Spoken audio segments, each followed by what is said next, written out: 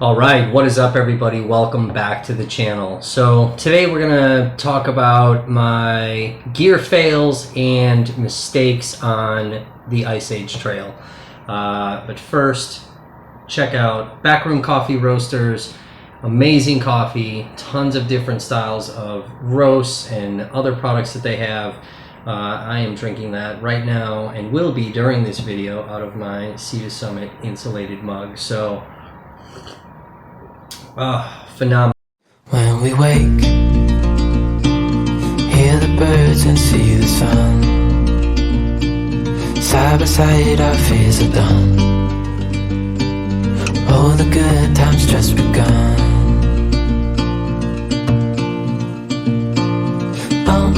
We know what we have, let's hold on tight. Found what we're looking for in life. Call us crazy, but things are finally right. With you and I, the future is bright.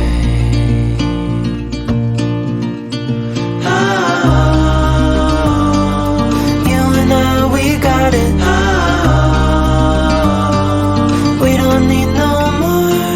Oh, even in the hard times, you and I can weather any storm. Before I sleep, hear the crickets, see the moon. Side by side and through. No limit to what we can do. Oh, we know what we have, let's hold on tight. Found what we're looking for in life. Call us crazy, but things are finally right. Let's get into it. So as most of you know, I just recently did a stretch of the Ice Age Trail. So what I planned on doing was hiking from Heartland, Wisconsin, all the way to Janesville. I registered for the 41-mile Mammoth Challenge, where you have the entire month of October to, either multi-day hike or segment hike each of the segments on the trail. Visit 3 communities that are technically part of the trail. So just due to transportation issues, and plus I wanted to be out for multiple days, I decided to do this very long multi-day stretch. And I ended up having to bail on my trip on day 3 early in the morning. So let's get into why. So first thing,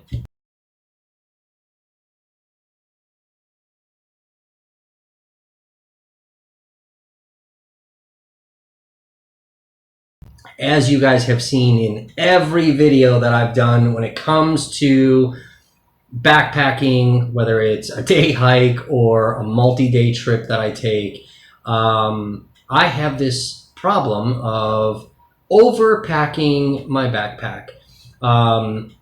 So I went through a full gear loadout. That video is up on the channel. I will link that down in the description. And I was going through all of my gear and what I was going to bring, what I was leaving behind that wasn't necessary. And I thought I had everything that I would need to be out on trail for 4 days. Once I loaded the bag was very heavy. And then putting my food inside of the bag made the bag even heavier. Food weighs a ton, and that is probably, between food and whatever your water carrying sources are, that is going to be the heaviest. And I have all this very lightweight or ultralight gear that I use while I'm on trails, or doing even multi-day camping trips. And when I got back from the trip, I took all of the gear that I brought with me and I weighed it. And my base weight was 31 pounds. but those ounces add up, and they add up very, very quickly. And when you're doing a multi-day hike where you're going out on a trail and you're doing this long distance thing where you're going to hike a certain amount of miles and then set up a camp, sleep, pack everything up early in the morning, and then get back out on the trail and do another, section of miles. That really makes a difference on what is being carried on your back. And then I weighed my food. So yes, obviously I ate some of the food while I was out on trail, but I do have those same types of foods here. So I put all of that together, weighed everything out, and that was an additional 15 pounds. So I had 46 pounds of gear and food on my back. And that's not even including, an additional 2 to 5 pounds worth of water. So you're talking essentially 50 pounds of gear that I'm carrying on my shoulders and on my back and trying to hike this out.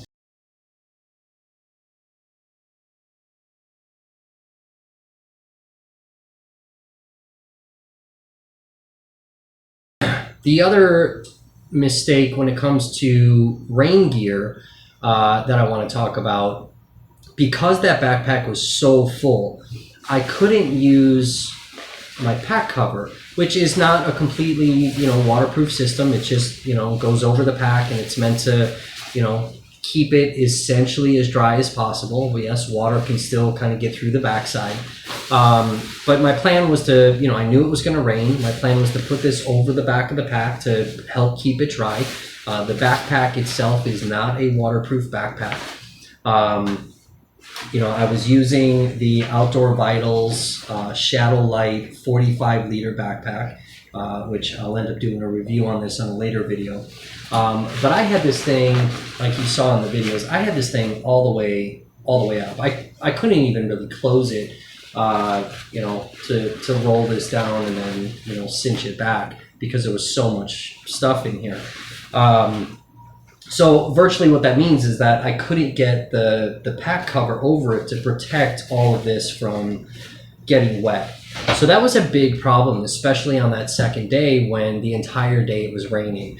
The backpack was getting waterlogged, and that was adding additional weight to my already 50 pounds of stuff that I'm carrying on my back.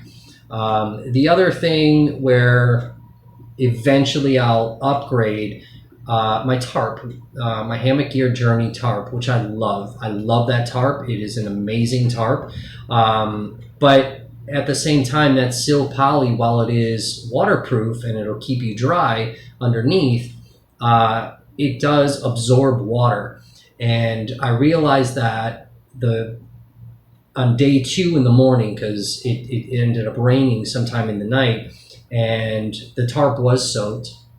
And when I was tearing everything down after that first day to get back out on trail and continue on, the tarp was waterlogged. And as I was folding everything up and all of that, that was extremely, extremely heavy as well. So instead of weighing a pound, it ended up weighing a few pounds, and trying to stuff that into the backpack. So now I've essentially got, over 53, 55 pounds on my back. So while I'm eating food out on the trail and snacks and things like this, and I'm decreasing some of that weight with waterlogged gear, again, even though it is waterproof, I'm adding all of this weight back on, plus some, that can't really account for everything that I've lost already. So that was a big issue. So I was having a lot of water issues that were out there. Now, another thing when it comes to water issues where I made a very huge mistake, and it could have cost me the entire trip just on the first day. So, and I've done this before when I've been on multi-day camping trips, and I didn't think about it because it was summertime, the weather was nice, it didn't rain. What I didn't pay attention to, and I should have, is the fact that it was going to rain that night. And I left the canister with my stove attached to it, and that was just sitting out on the picnic table. So when I woke up in the morning,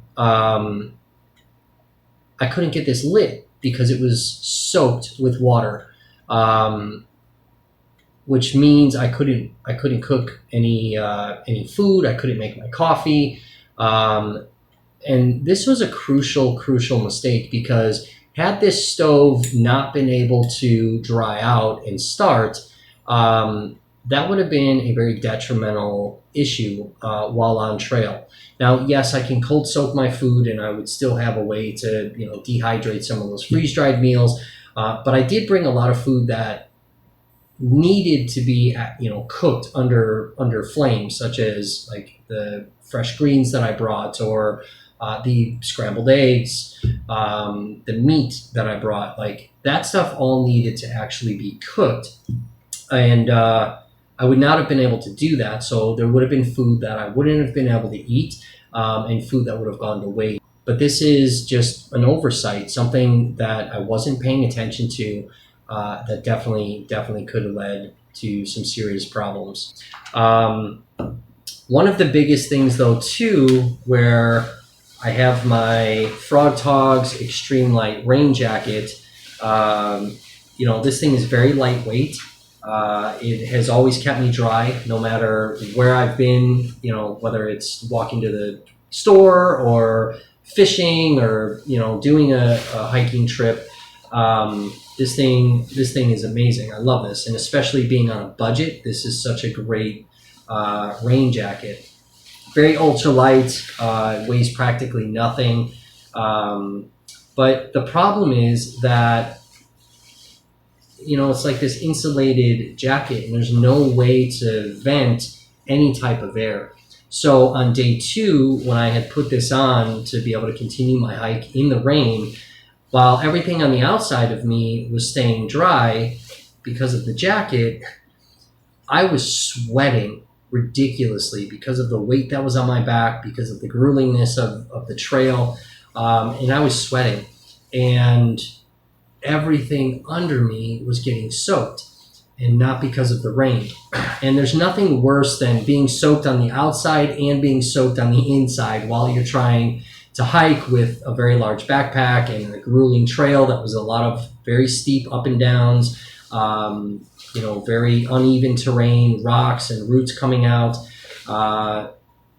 And that was a bit of a problem. So by the time I got to the DCA campground on day 2, I was completely soaked. My feet were a bit wet. They did stay relatively dry because of the Keen boots that I was wearing. But my pants were soaked. My underwear was soaked. I had a t-shirt on, plus the hoodie and the jacket. Those were completely soaked. And because it was cold and wet out and the sun wasn't out, I really wasn't able to dry those clothes out, especially fast enough. So even on day 3, I put wet clothes on. So that's one downfall with this rain jacket, where, on nicer rain jackets, you're going to have pit zips so that it can be ventilated. You'll get some air coming in and out of it. But kind of a big problem that I didn't anticipate, because I had never worn this jacket for that long period of time, to the point that I was completely sweating in it. And one thing, as far as a gear fail, which I'll show you guys a close-up of, I don't know if you can see it now, but there are black spots all over this jacket. On the zipper, on the front pocket, on the back. And what that is mold.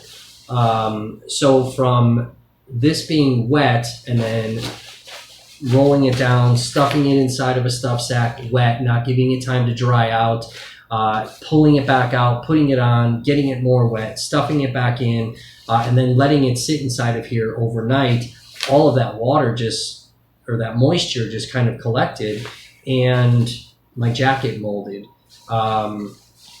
And that's a little sketchy, because now I'm putting on a very vital piece of gear that I needed to ideally stay dry, and now I have mold on my jacket, which could virtually make me sick. And it being out in the backcountry, exposed to things like this, that is a very serious problem. could lead to some health risks, some hospitalization, and potentially even something more hazardous. So that was a big thing. Now, again, when it kind of going back to water, the backpack itself is not a waterproof backpack. Now, I bought this pack just as kind of a simple like day hiking bag, or just a couple of days worth of hiking, and just simple little trips. Something smaller than using the 65-liter backpack that I have, and it's a great pack, but it doesn't necessarily do what my Hyperlite mountain gear bags do, where those are made of Dyneema, and they're not completely waterproof, but they're way more waterproofing than this bag. And I chose to bring this bag instead of one of my Hyperlite bags, and I should have brought the Hyperlite bag on this trip. Now, I didn't think I needed it because I have tons of little stuff sacks and things like that, and I also purchased a extra large roll top Dyneema bag from Hyperlite that I was using as the pack liner. So what I ended up doing, I stuffed this in the backpack. I put my Sea to Summit thermal, sleeping bag liner in the bottom. I took the Outdoor Vitals 0 degree underquilt, took it out of this, and I just stuffed that all in there. I had my clothes inside of one of the Hyperlite Mountain drawstring stuff sacks. I have my clothes inside of here, laid that down in there, and then my electronics were in another drawstring bag, things like that. So I kind of had this like layering system inside the pack where everything was inside of a Dyneema bag. My food I ended up putting inside of the Hyperlite Mountain Gear large pod. And this thing was pretty packed, but because I had so much food, there was food outside of this as well. And at the end of the day, after I would set up camp and I'd eat my meal, and now it's time to go to bed, I took my food and I put it in the 40-liter, or what's meant for a 40-liter bag, or bigger. This will definitely fit in like a 70-liter bag. But I put my food inside of here and rolled it down and then hung it with carabiners, on the edges. And I hung this from a tree.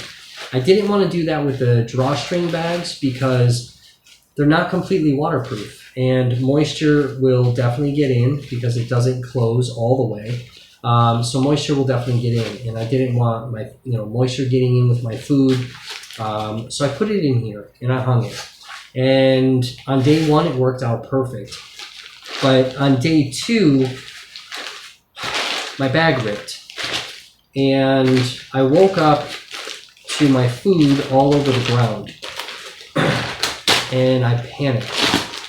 And when I got to the area where I hung the bag my food just sprawled out all over the ground, I realized that the bottom of the bag had separated from the sides of the bag, and it's still a bit sticky, so that's why I'm trying to peel it apart. But it had separated completely, just a perfect separation.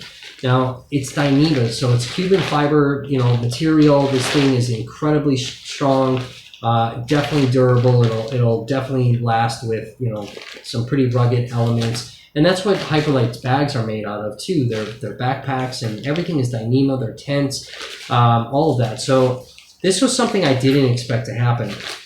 But what was extremely concerning is that everything I didn't want wet went in this bag during the day and then inside of the backpack to keep everything dry.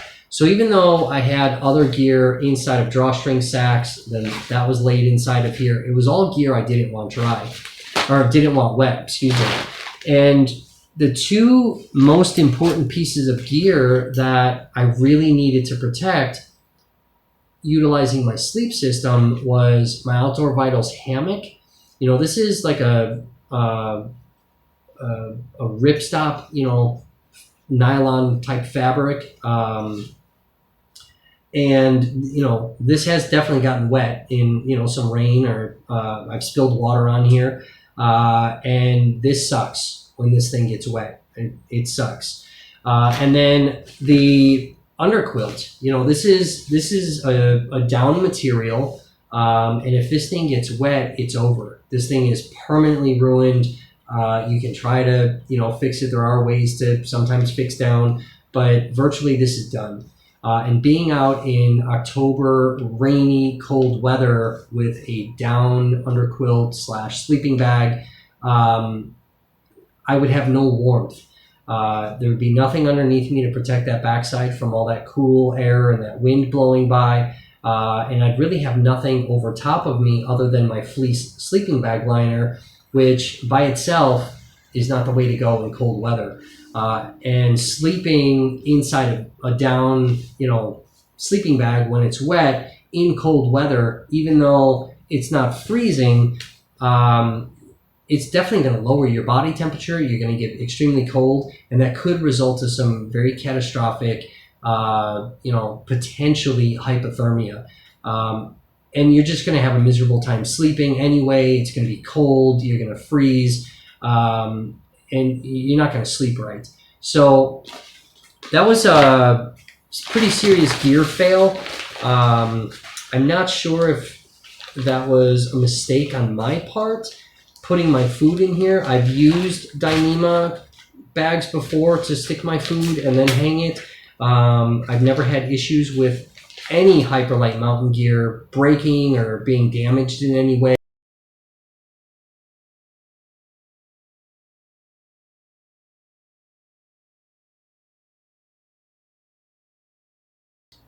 One of the other water issues where, as you guys saw, I did bring both of my Katadyn filters. So I brought the 1 liter BeFree and the 3 liter water bladder. And I intended to, be able to use this as just like a drinking source or to quickly filter some water into my Smart Water bottles. And I brought this as backup water. Where I could fill this up and strap it down to the top of the backpack and be able to hike with it, utilizing the system here where I could hang it from a tree and have it be used as a gravity system, just a water bladder to hang and be able to wash dishes underneath a stream of water, or even kind of clean up a little bit. These things worked out great. Every single water source that I came to, I was able to utilize either one or both of these and be able to have safe drinking water. So these were phenomenal on trip. The problem was that on the Ice Age Trail, there are long stretches where there is no water. And as you saw in my kind of documentary that I put together, there's a lot of open fields.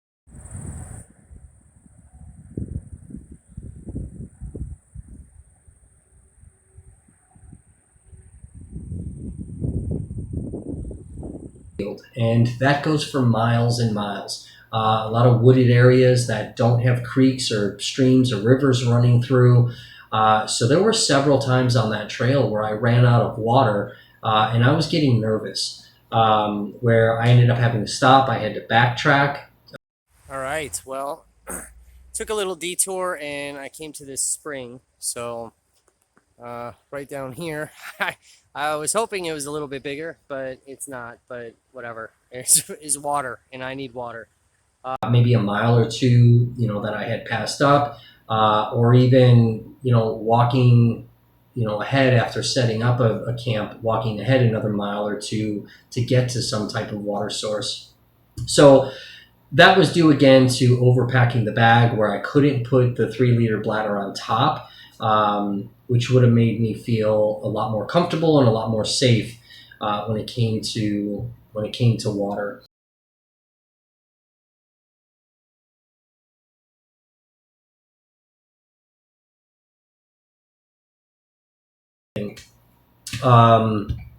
Another big thing is when I signed up for the challenge, I was given some links to the Ice Age Trail map and things like that. And I did a lot of homework. I was clicking on different, points, trying to figure out, okay, how many miles do I have to go to find this particular campground, or, where's this water source, whatever. But as I was clicking on like little icons, I wasn't necessarily going further into the icon to see how many miles it actually was on each of the segments that I planned on doing. What else was kind of attached to this segment, whether it was a town or water sources or things like that. And when I planned the trip, I just kind of Googled how many miles from Heartland to Janesville, and Google came up with 53 miles. So while the challenge itself only consisted of 41 miles, because of my starting and end location, I was hiking 53. When I got home, I jumped back on the map and I started like really clicking on things and realized that my 53-mile trek was in reality going to be 66 miles. So while I had this planned for a 4-day trip, I miscalculated my trip by 13 miles. That's an entire day's worth of hiking, which means an entire day's worth of food, another shelter build out, and all of these things. Now I brought 4 days worth of food with having a little bit extra.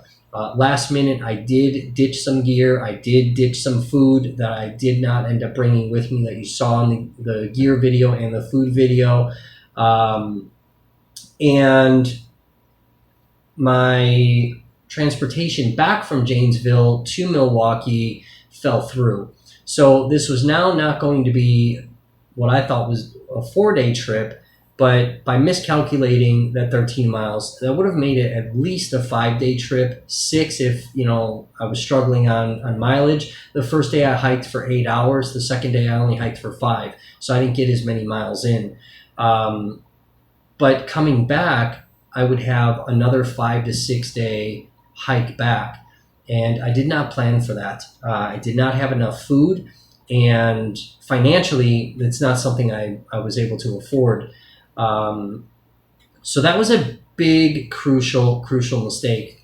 So I do encourage, don't over plan, but definitely plan enough that you know what's going on, you know how many miles, you know where everything is, out on the trail in case you need access to different things, whether it's towns, outfitters, water sources, campsites, all of that type of stuff. Don't just kind of wing it, which I have a tendency to do. I'll plan as much as I can, and then I just kind of wing it and see what happens. I wouldn't recommend that. Another big thing is, while I just relied on this trail map, I really needed to invest in the Guthooks app. The Guthooks app is a great app. It's very detailed. You can GPS log, your travels that are on there. There's a lot of functionality to the app, and then the individual trails that you're going to go on. And it just, because I overspent on this trip when it came to food, when it came to gear, it wasn't in my budget to purchase the Guthooks app. And that was a mistake. I ended up running into a 1,000-miler on the trail who had the Guthooks app, and was able to get into it and be able to find me a water source. I was starting to panic. And she was showing me a lot of the functionality that was part of this app, and that is something that definitely could have saved me a lot of time and a lot of headache while I was out there for those days.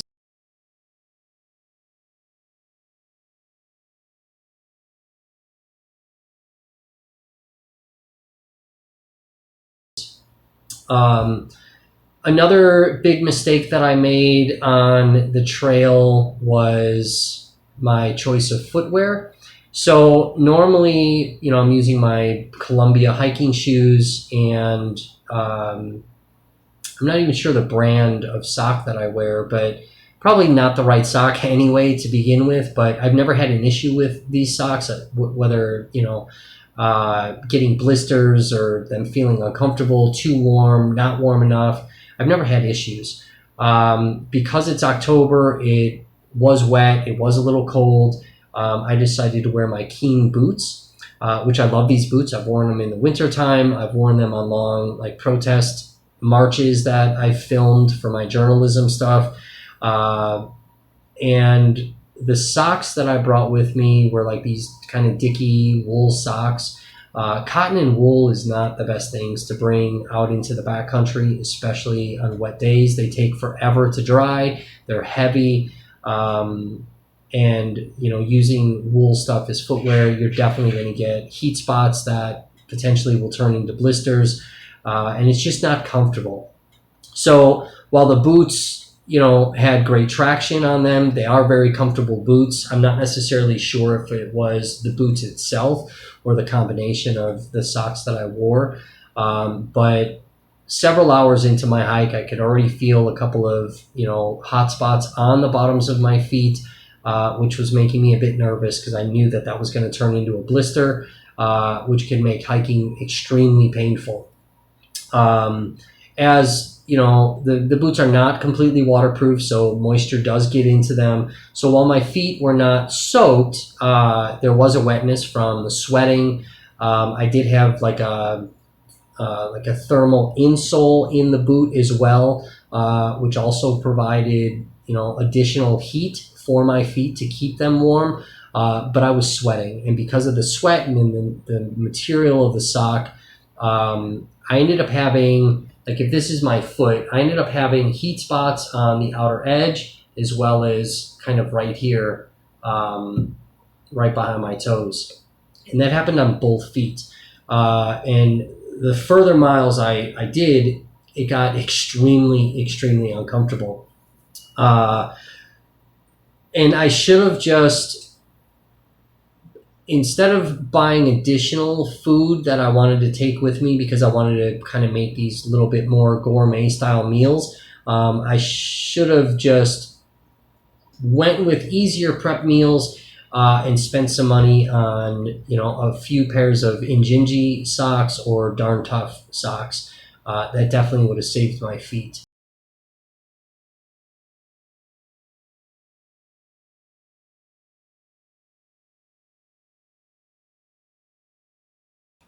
I ended up making a decision to end up bailing on this trip because I didn't want my gear getting ruined.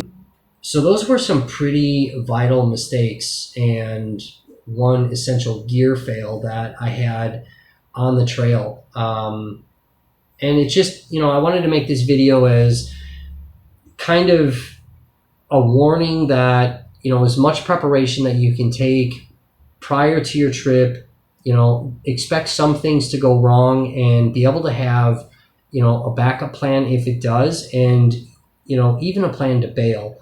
And while it was extremely gut-wrenching that I had to make that decision to bail on this trip, and, you know, as of right now, you know, failed my own personal goal of hiking 66 miles, and then also the Mammoth Challenge if I can't get back out on the trail with proper gear.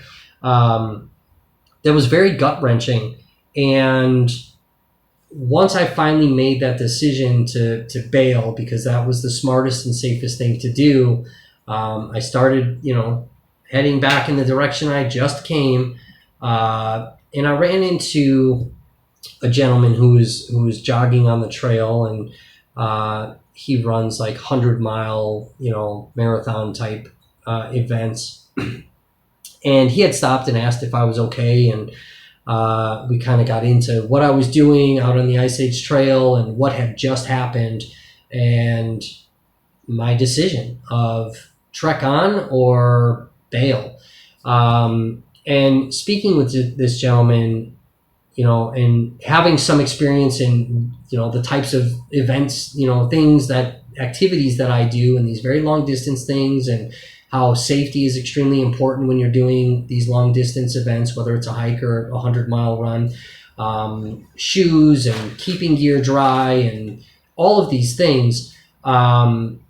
He really helped to reinforce my decision to ignore my pride and choose the smartest and safest thing, which is to bail and come back home, reassess the gear, get everything dried out, contact Hyperlite to see what we can do about this bag, and replan and revisit trying to get back out on trail as soon as humanly possible. So yeah, it's a tough feeling when you're in that moment. I was heartbroken. I was really upset. I will link a video after this. I'll put it at the end of this video. You can choose to watch it or not. But this was when I woke up. I had just found my food all over the ground, noticed that the bag was broke, and I just made coffee, and I'm sitting here debating push on or bail. So it is a little bit long. That's why I'll put it at the end so you can choose to watch it or not. But this is where you can see, like, I'm heartbroken. I have tears in my eyes. And I'm really trying to decide, what do I do?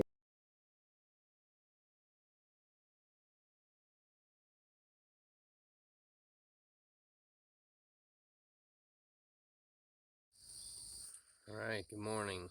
It is day 3, and I think I just failed my challenge.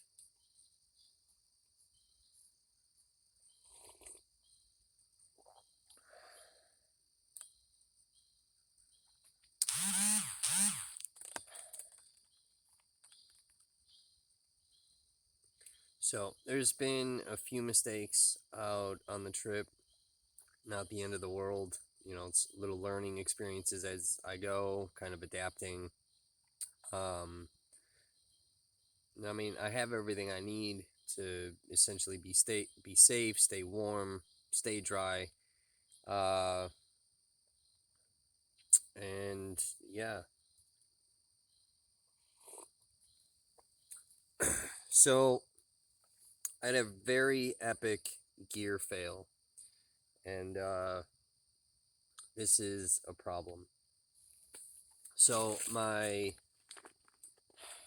pack liner bag, it's a roll down stuff sack from Hyperlite that keeps everything dry, and I bought a big enough one to use it as a pack liner, and everything I don't want wet to be in here.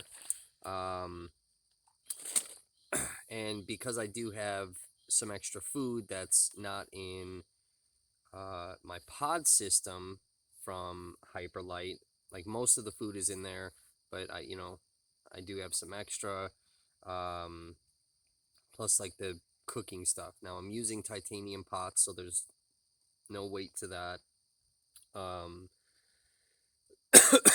My collapsible tea kettle, I did bring 2 of the smaller propane canisters, that type of stuff. Putting that in there, anything that smells, my toothpaste, my toothbrush. I did bring baby wipes. So anything that has any type of odor to it, I've put in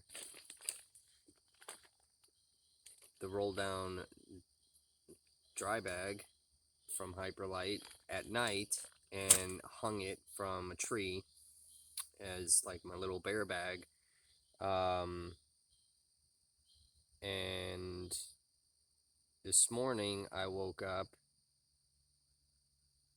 and all my gear was on the floor.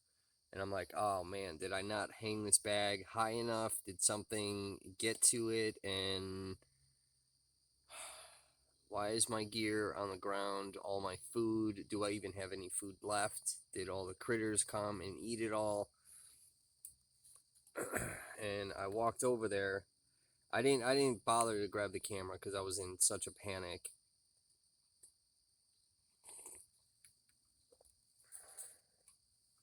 And obviously I wish I would have filmed it for you guys, but all my stuff's on the ground, and I'm probably 100 or so feet away from the hammock and everything. So like I race over there and I look, and like everything seems to be intact. Like none of my food was chewed through, which is super odd. There's really no bugs crawling on it. And the bottom of the Hyperlite bag completely broke. It's not chewed through. it literally just came apart where they like basically pieced this bottom to the sides of it. Like I can still, this is all sticky still, I can feel it.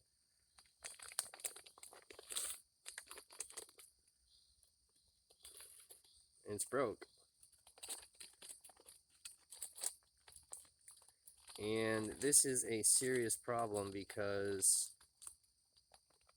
this is my pack liner that keeps my very expensive down underquilt dry. And the blanket that I have and my other clothes, my electronics,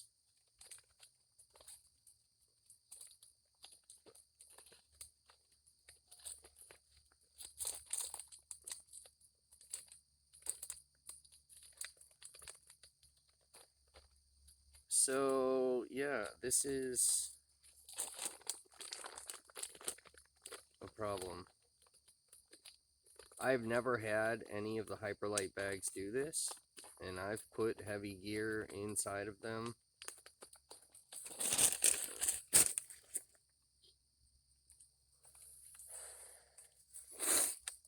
Dyneema's, you know, super strong, but this failed. So I'm gonna drink my coffee, smoke my last cigarette, and I gotta come up with a plan. Otherwise, I need to bail. It is supposed to rain on and off again today, which has me worried because I don't want the underquilt getting wet. Otherwise, that's ruined permanently. And then basically between the two pieces of gear, I'm out like, you know, almost $400. And that's a problem. So, but I also need to figure out like how to pack the underquilt back in the backpack. I could take all my food out and put the underquilt in the pod system, like I had showed you guys in the gear video. I could do that, and at least the underquilt is protected, and then everything else just is not. So I don't know.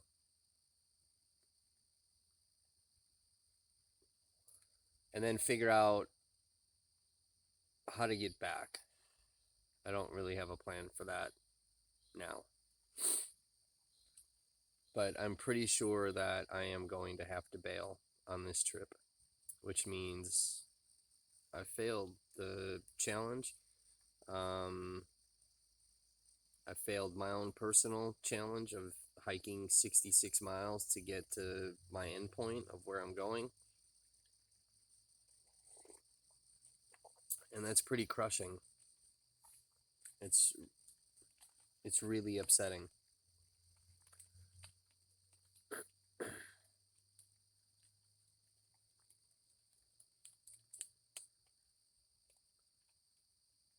But I'd rather bail and not ruin really expensive gear. Chance things getting wet, and like, I mean, it's pretty cold out this morning. For me anyway, it's like in the 60s, which doesn't seem cold, but it's like wet and everything's just, my clothes are still soaked. My hoodie, my underwear that I was wearing yesterday is soaked. The t-shirt is, everything's soaked. Being in this kind of coldness with wet gear, I'm not too thrilled about.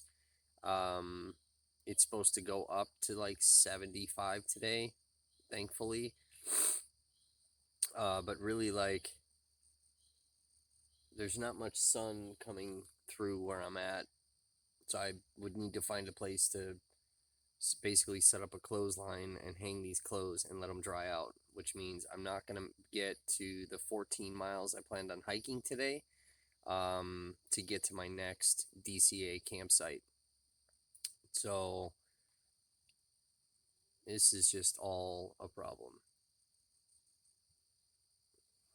I don't really know what to do at this point.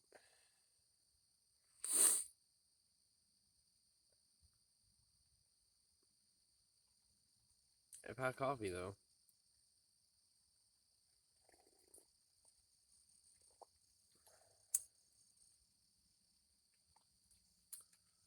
So yeah, this is a serious problem.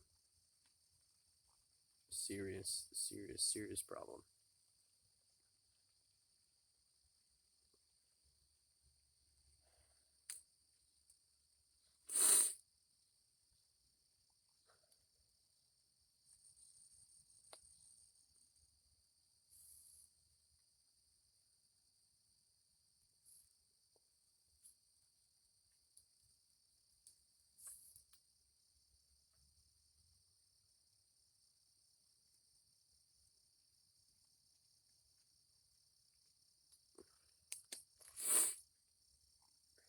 What really sucks is like I'm only 17.8 miles into the trip out of 66. So like I didn't even make it halfway. I didn't do the 41 for the Mammoth Challenge. This is a difficult trail. Like there's not many water sources. There are definitely not many like camping areas. Um, I've lucked out where I was able to find a couple, um, and actually have trees to set the hammock up on.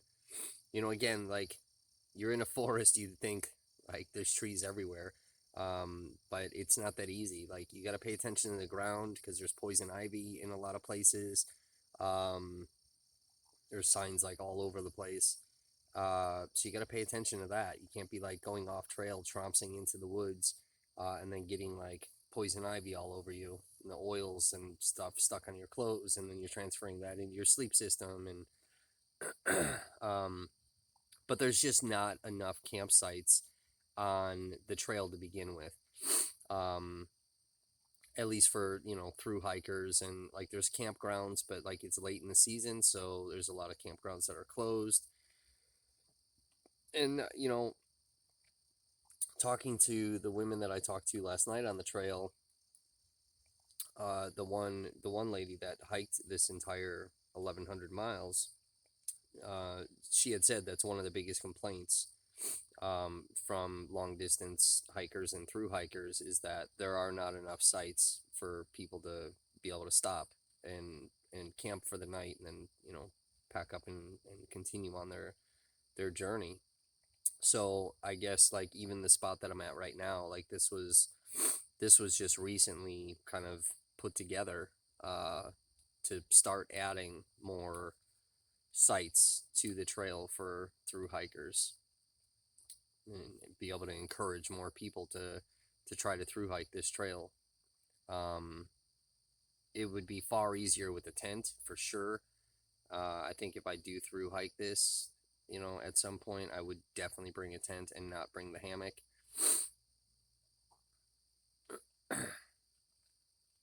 So I don't know. I'm pretty crushed right now. Just failing. It's really upsetting.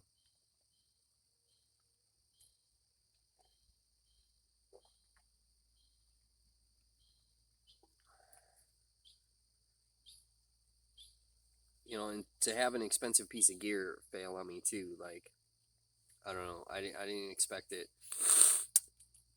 I had worry like the first day when I put my food in this bag and hung it. Um, I was like, man, I really hope this holds. And woke up the next morning and like everything was still there. I checked the bag out. The bag was fine. So I was like, oh, all right, sweet. Like I'm worried for nothing. And here we are.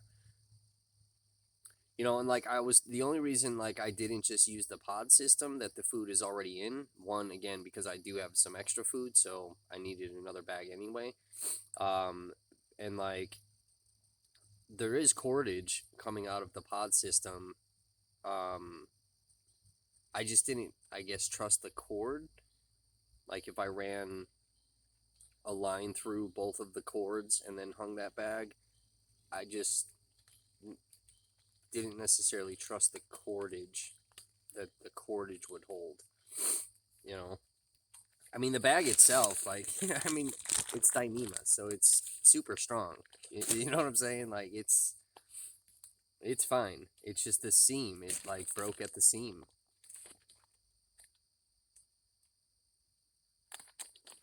And it's I don't even know.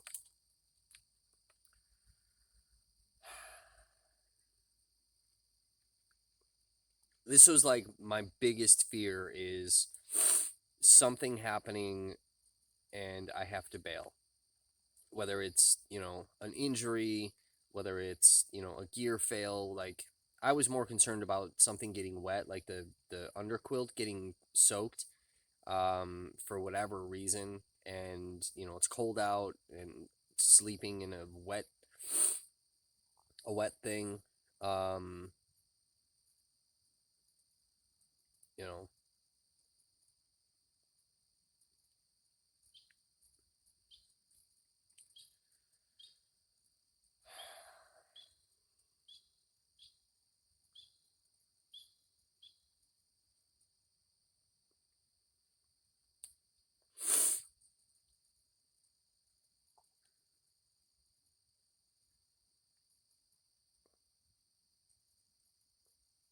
I got to play with a frog last night.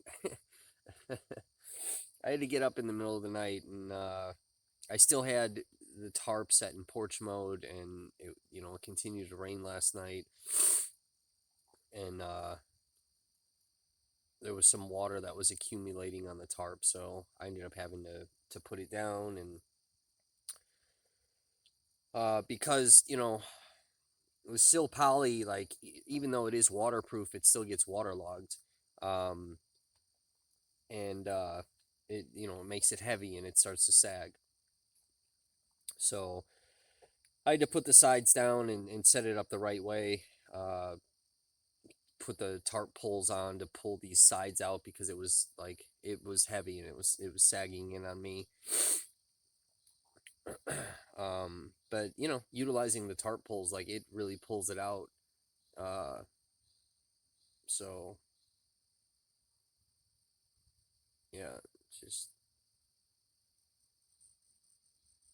I don't know, like everything else is working, you know. I I was really concerned about that stove getting waterlogged, but like I've gotten that thing wet before. I knew it just needed to dry out. I was just concerned with how much time it would need to dry out.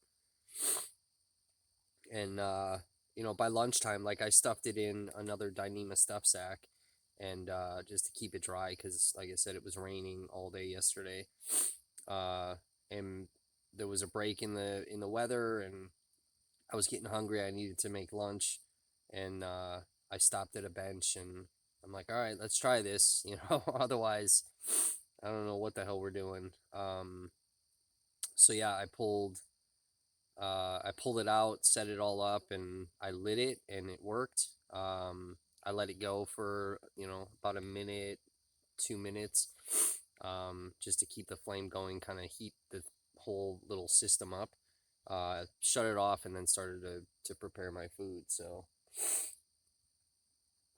yeah, it just sucks, man, because like I spent a lot of money preparing for this trip. I went over budget on this. I'm out of fucking money.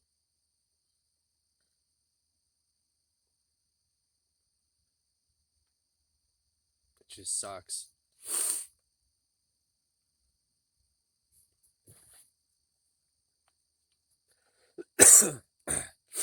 And I've seen a lot of people like using like food system bags that are Dyneema. I've seen them use Hyperlight bags. I've seen them use Hilltop Pack bags. Like all Dyneema bags, and they roll them down and put their food in there and hang it up. And, you know, they're hanging it, you know, 10 to 15 feet off the ground. And, you know, food is heavy, so it's supporting it. So I didn't think like this would be an issue.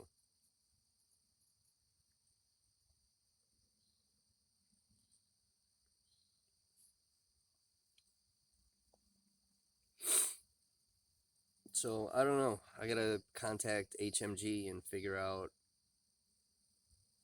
what to do. Can they replace this? Can they fix this? They send me a brand new bag. Am I fucked and I gotta buy a new bag myself? I don't know. But I gotta figure out what to do. So I mean, again, obviously, like I can use the bag I have my food in, the pod system. I already know that the underquilt fits in there. So I mean, that's the biggest thing that I'm concerned with getting wet. Um, but it's just like I had the sleeping bag liner, that fleece liner. Like if that thing gets soaked, I mean, that's the end of that. Um, obviously that can dry out, it can be washed, and it's not going to ruin it. Uh, but I'm also not going to be able to sleep with that. And then just such a problem. I have other drawstring dry bags. I just don't know. I don't know. I gotta fucking figure this out. This is just a fucking nightmare.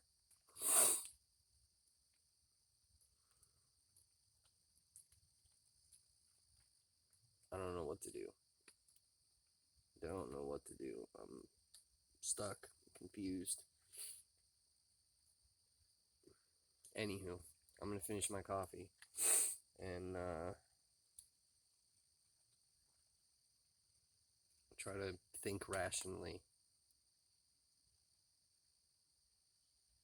I'm hoping to be able to continue on. Like I'll figure this out and it'll be fine and be like, oh, that was no big deal. Like we can rearrange things into other bags and everything's gonna work and just keep going. But I don't know. But then I also don't have like I'm not gonna hang the pod system at night with the food in it, hang that up because I already had one bag break. So, then essentially I'm keeping the food inside of the backpack, which, I'm sure I probably could hang the backpack up. But now I'm afraid of hanging anything and, it fails and fucking that's it. So, I